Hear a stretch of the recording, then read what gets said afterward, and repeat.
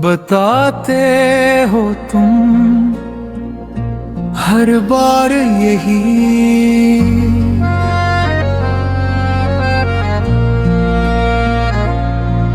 नमाज कहाँ टूटे कहाँ से ही, वज़ो गसल कपड़ों की बात, औरत का पर्दा मर्द की जात, नमाज रोजा वज़ो लबास, ये सब आते हैं ईमान के बाद। पहले ईमान फिर ये अमल, पहले यकीन फिर नेक कदम। ईमान ना हो तो सब बेकार, रूह ना हो तो सजदा बेअसर।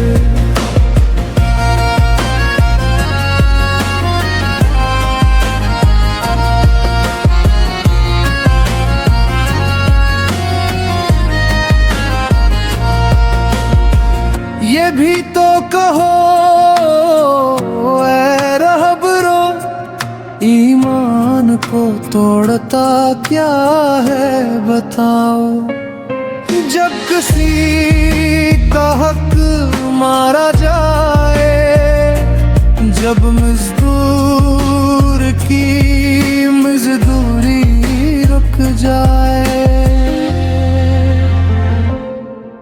जब नाप तोल में धोखा हो,